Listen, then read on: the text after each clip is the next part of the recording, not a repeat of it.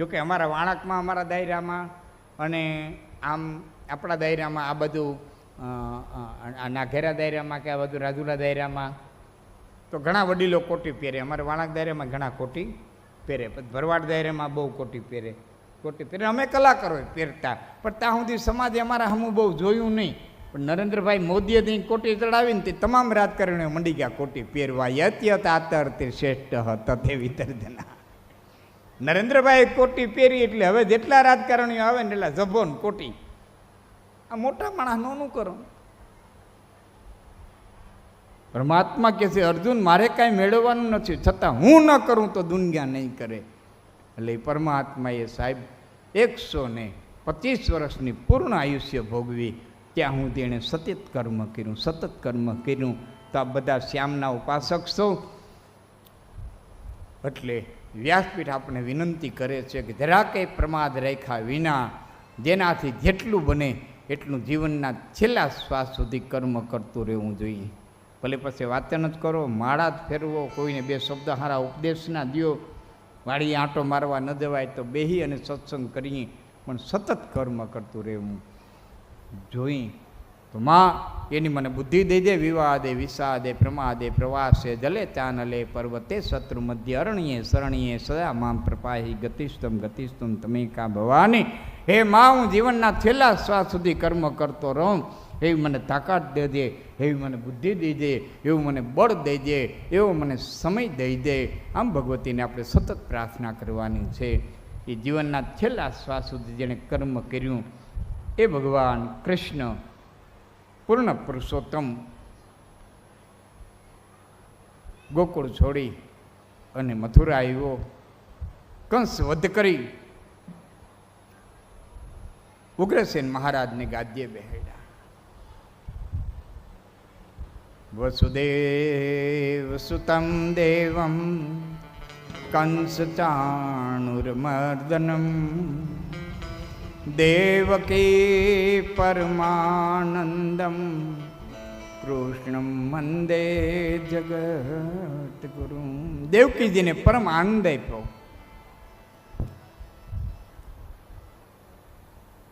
એક જગ્યાએ દેવકી જરાક રોવા માંડ્યા છે. બહેનો બેઠા, બહેનોને માટે આ વાત કહું છું. એક જગ્યાએ દેવકી જરાક રોવા માંડ્યા. કૃષ્ણે કીધું માં હવે તો ખુશીનો સમય છે, દુઃખ બધા વ્યા ગયા, હવે શું કરવા રોષ? કે દીકરા રોણું મને મારા ભાગ્યો ઉપર આવે છે. કે કેમ? કે મારા હામો આવ્યો ને તે તો સીધો જુવાન થઈને આવ્યો. તારા બચપણનો જે આનંદ લેવો જોઈએ ને, તને નવડાવો, ધોવડાવો, તને હમોનમો કરવો, તને ભીનેથી હુકે હુવડાવો, તને સાફ કરવો, તું ભાખોડિયા ભાઈ ધોળ્યો જતો હોય ને વાહે વાહે મારે દોડવું, તું કંટાળો દેવરાવતો હોય, કંટાળાને સહન કરવો, તું ઢોળી ફોડી નાખતો હો, મારે તને ખીજાવું. આ બધોય લાભ જશોદા લઈ ગઈ. મારા ભાગ્યમાં લાભ આવ્યો નહીં. તારા લાલન પાલનનો લાભ હું લઈ શકી નહીં, એનું મને દુઃખ રહી ગયું. અને આ જીવન આ દુઃખ મને રહે કે મેં તને ભાખોડિયા ભરે હાલતો ન જોયો, મેં તને નાની નાની ડગલીઓ પાડતો ન જોયો, મેં તને ભીનેથી હુકે હુરાવ્યો નહીં, મેં તને પૈપાન કરાવ્યું નહીં. માને સાંત્વન દઈ ભગવાન કૃષ્ણ રાજકાજની મારે ગોથાણા છે. એક શ્યામ ભગવાનની એક મજા આવો. જો તમે આખું કૃષ્ણ ચરિત્ર વાંચશો ને, એકમાં તમને એક વસ્તુ બહુ સરસ જોવા જડશે. આખા જીવન દરમિયાન કૃષ્ણ પરમાત્માએ અનેકનો વધ કર્યો, અનેક રાજાઓનો વધ કર્યો, પણ કૃષ્ણ પરમાત્માએ કોઈ દી ગાદીનો લોભ નથી રાખ્યો, કોઈ દી ગાદીએ બેઠા જ નથી.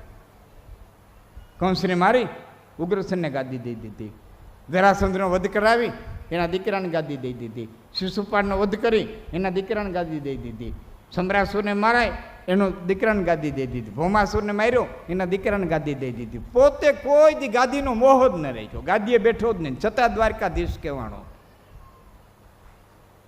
છતાં દ્વારકાનો રાજા કહેવાનો.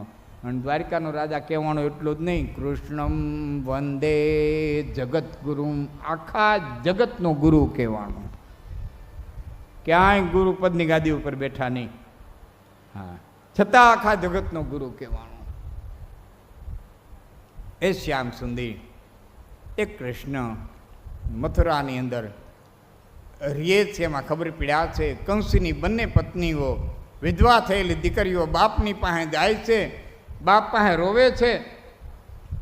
દીકરીના આહુડા જોઈ અને જરાસંધ 3 અક્ષોણી સેના લઈ અને મથુરાની ઉપર ચડાઈ કરે છે. ભગવાન કૃષ્ણે યાદવોને સાવધાન થવાનું કીધું છે. યાદવો સાવધાન થયા છે, જરાસંધની સાથે યુદ્ધ કર્યું છે. શસ્ત્રથી શસ્ત્ર, ગદાથી ગદાના, બળાબળથી બળાબળના, બાહુબળથી બાહુબળના સૈનિકો યુદ્ધ કર્યા છે. અનેક સેનાનો ખુરદો બોલાવ્યો. યાદવોની સેનાનો વિજય થયો છે. જરાસંધ પોતાની સેના લઈ સેજે નામ કે નાખો ને ફડફડ ફડફડાવે માઇનો જરાસંધને તગડી મૂક્યો છે. બળભદ્રએ કીધું, ભાઈ આને જીવતો કાં જવા દીધો? હા, હાથમાં વાત હતી અને જીવતો કાં જવા દીધો? કૃષ્ણે કીધું, બળભદ્ર એમાં 2 કારણ છે. કે શું? કે એક તો એનું મૃત્યુ કોઈ બીજાના હાથે લખાયેલું છે, મારે હાથે એનું મૃત્યુ નથી. અને બીજું કારણ એ કે જીવતો જાહે ને તો વારંવાર બીજા અધર્મીઓને લઈને આવશે, એટલે આપણે ક્યાંય ધક્કો ને અહીં બેઠા બેઠા કામ પૂરું કરી રાખશું. એટલે આપણી સેનાને ખોટો ખર્ચો નહીં.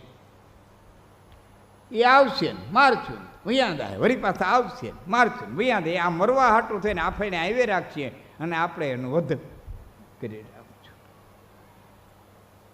આ બાજુ કૃષ્ણના વિરહમાં ગોપીઓ ઝૂરે છે કે આજ કૃષ્ણ આવે, આજ કૃષ્ણ આવે, આજ કૃષ્ણ આવે. પણ ગોકુળ છોડી અને આવ્યા પછી કૃષ્ણે કોઈ દી ગોકુળ સામું જોયું નહીં. હૃદયમાં ગોકુળ રમે છે, હૃદયમાં ગોકુળ રમે છે, પણ જઈ શકતા નથી. રાજના કાજ એટલા બધા વિટમડાવાળા છે કે જઈ શકતા નથી. ઉદ્ધવજીને મોકલ્યા છે કે તમે ગોકુળ જાઓ.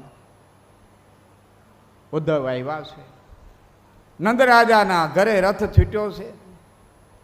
ગોપીઓને ખબર પડ્યા કે એક રથ આવ્યો છે. ગોપીઓ દોડી દોડીને ગઈ છે, સમાચાર લઈ આવે છે કે બેન કોક મથુરાથી આવ્યું છે, કે અક્રૂર પાછો આવ્યો, કે એવું જ કોક છે.